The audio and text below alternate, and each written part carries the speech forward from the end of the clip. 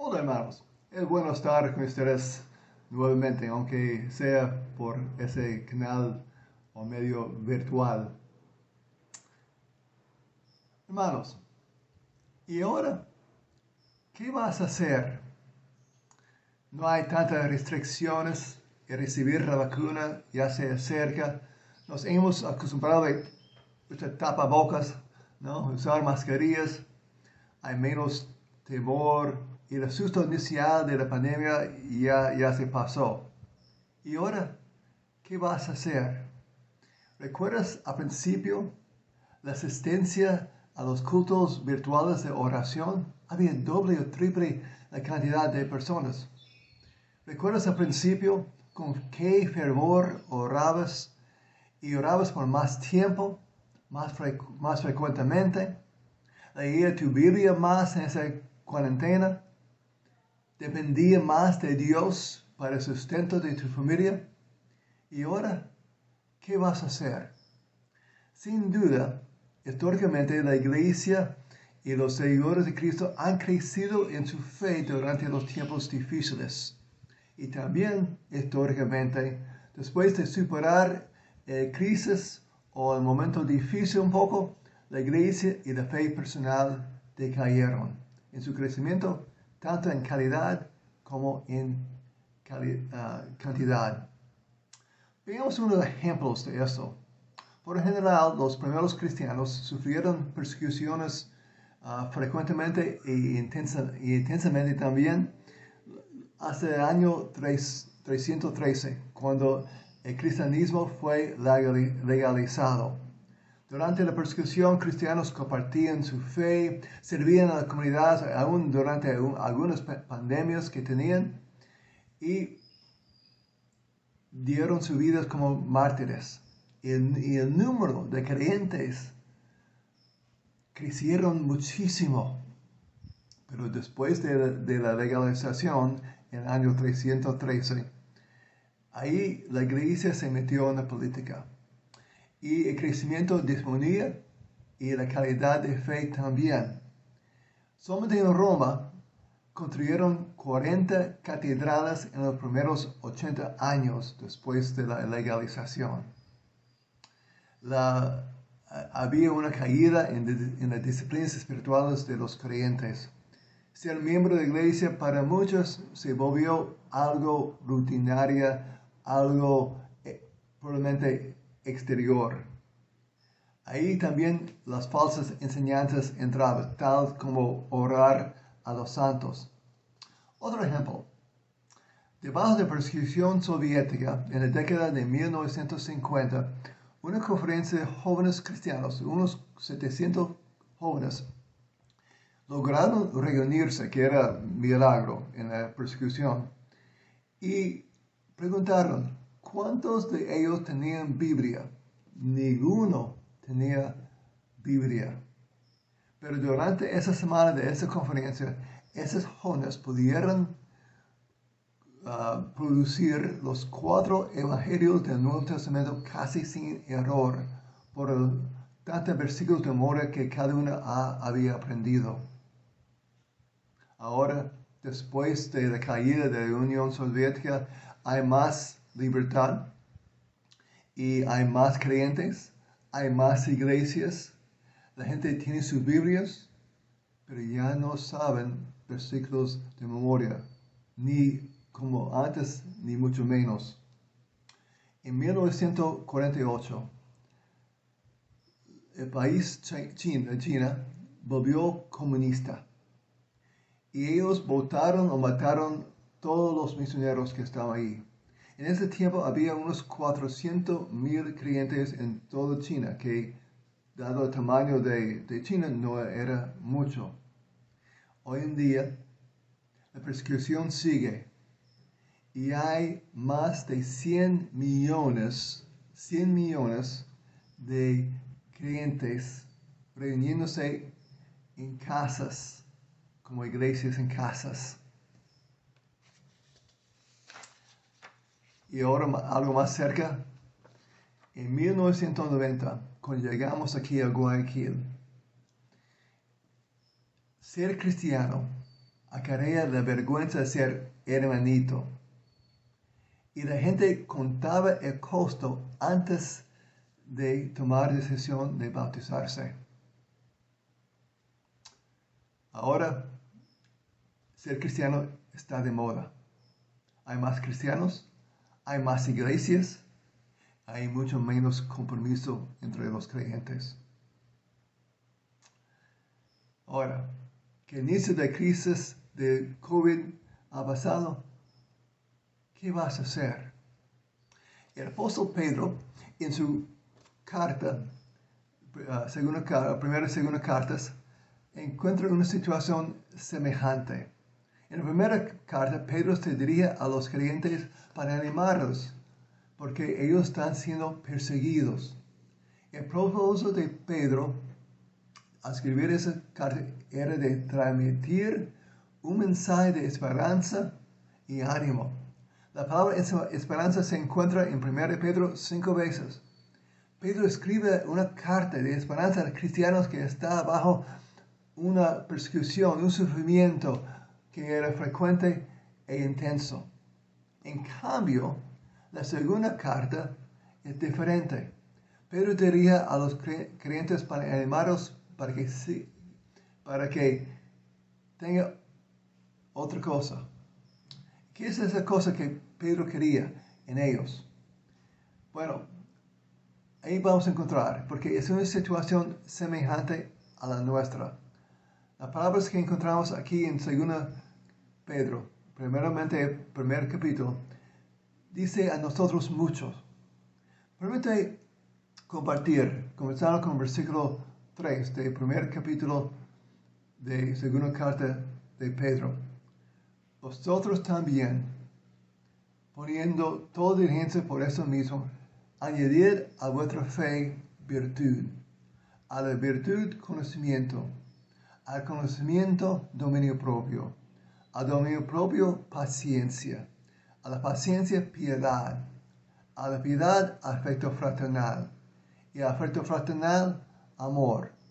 Porque si esas cosas están en vosotros y abundan, no os dejará estar ociosos ni sin fruto en cuanto al conocimiento de nuestro Señor Jesucristo. Pero el que no tiene esas cosas, tiene la vista muy corta, es ciego, habiendo olvidado la purificación de sus antiguos pecados. Por cual, hermanos, tanto más procurad hacer firme vuestra vocación y elección, porque haciendo esas cosas jamás caeréis. Porque de esa manera os será otorgada amplia y generosa entrada en el reino eterno de nuestro Señor y Salvador Jesucristo. Ahora, ¿qué vas a hacer? Pedro nos dice primero que pongamos toda diligencia. Esa palabra diligencia es una palabra que comunica urgencia, afán, un esfuerzo extra. Es en ese sentido, en versículo 3, como un sustantivo, pero la misma palabra está usada como verbo en versículo 10 cuando dice procurar ser firme. La palabra procurar. La palabra dice la razón para hacer diligencia por eso mismo se refiere a versículos 3 y 4, hablando de las promesas de Dios y ser parte de la naturaleza de Dios. Permítame leer esos versículos 3 y 4. Dice, como todas las cosas que pertenecen a la vida y a la piedad nos han sido dadas por su divino poder, mediante el conocimiento de aquel que nos llamó por su gloria y excelencia, por medio de las cuales nos ha dado preciosas y grandísimas promesas, para que por ellas llegase a ser participantes. La palabra participante ahí es la palabra koinonía, ¿no? Participantes de la naturaleza divina, habiendo huido de la corrupción que hay en el mundo a causa de la concupiscencia. Esa es nuestra motivación de hacer algo extra para agregar a nuestra fe. Y la provisión es abundante. La segunda cosa que Pedro nos dice es que añadamos a nuestra fe. La palabra aquí imperativa es añadir. Eso quiere decir suministrar abundantemente. Esa misma palabra que usa para otorgar, más adelante cobra una amplia y generosa entrada. Quiero ilustrar cómo es lo de suministrar abundantemente. Carolina nos hizo unas galletas de chocolate chip, ¿no? Y bueno, es una cosa que cuando siempre estamos preparando la masa para la chocolate chip, uno tiene que medir cuánto de chocolate va a poner. ¿Ok? Quiero ser completo, ¿verdad? ¿Ok? Y siendo eso, uno siempre tiene que probar como buen chef si los alimentos e ingredientes son buenos.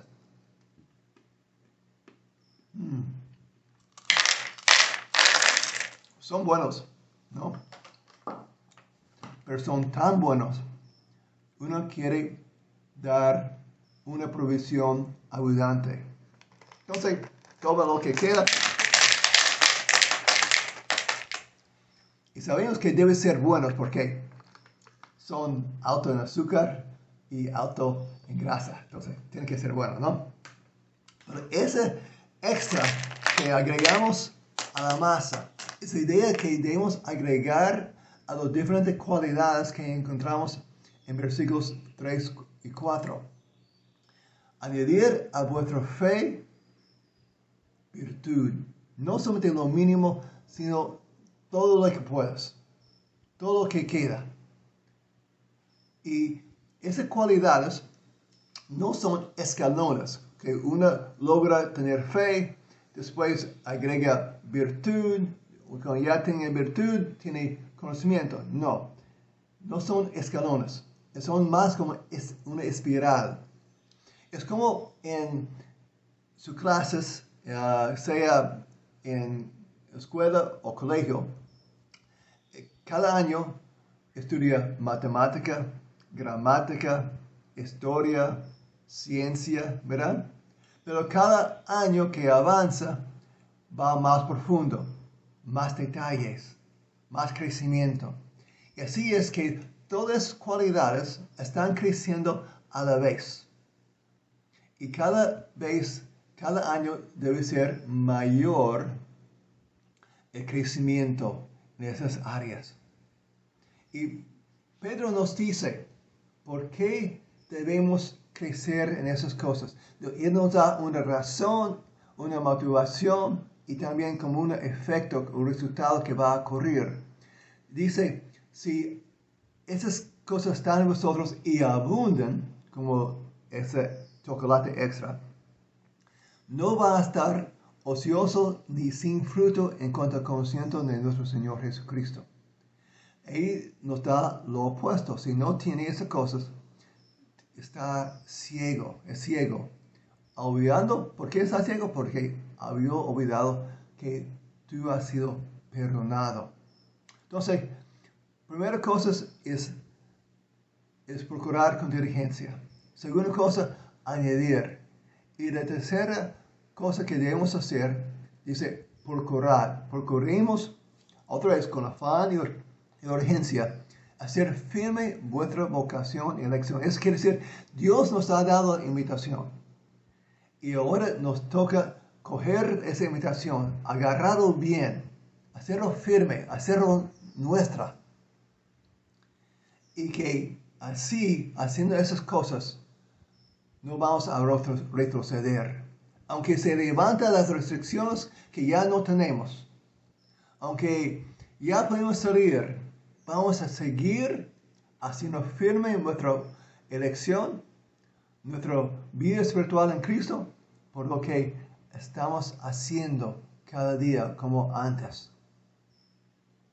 Y la cuarta cosa que Pedro menciona aquí es lo que me toca a mí.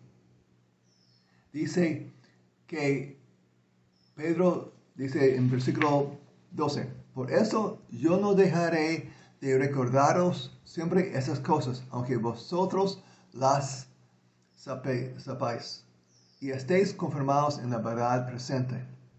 Pues tengo por justo, en tanto que estoy en ese cuerpo, el despertaros con amonestación. A mí me toca ser tu disco rayado, de recordarles lo que he dicho ahora en ese corto mensaje. Tú ya sabes, pero me toca siempre recordarles de lo que hemos aprendido y lo que debemos estar practicando. Entonces, pon toda diligencia con afán y urgencia. Añada a tu fe. Procura hacer firme tu invitación como cristiano. Y yo no voy a dejar hacer tu disco rayado. Y ahora, ¿qué vas a hacer? No seas distraído con la libertad que tenemos ahora, por aquellas seres que tenemos esperándonos hace mucho tiempo. Debemos redoblar los esfuerzos para seguir creciendo. No hacer lo mínimo. Muchas veces son de aprendemos versículos de memoria cuando nos presiona estar en el discipulado. Pero aprendamos los versículos de memoria porque queremos tener la palabra de Dios en nuestro corazón, sin que nadie nos está pidiendo como tarea. Y hacerlo todo lo que hacemos con excelencia. Aprende los versículos de memoria con punto y coma. Y cuando vas a servir al Señor, hazlo con todo su esfuerzo. En todo lo que hace. Cuando está en el trabajo, cuando está en el colegio, cuando está en su vecindario, servir al Señor con excelencia y con integridad. Y yo voy a seguir siendo tu disco rayado. Oremos, hermanos.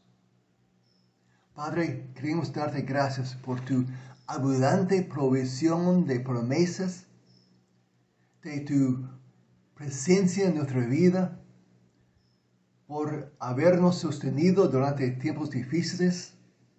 Y queremos seguir creciendo con ese mismo fervor, redoblando nuestros esfuerzos y haciendo lo que a ti te agrada, porque estamos conociéndote aún más y más cada día. Y Padre, queremos agregar ese esfuerzo extra, como agregamos un chocolate a una masa para galletas. Queremos hacer todo para tu gloria, Padre. Y en el nombre de Cristo oramos. Amén. Y ahora, ¿qué vas a hacer?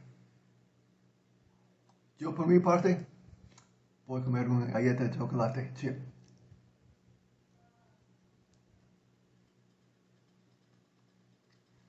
Hazlo con excelencia.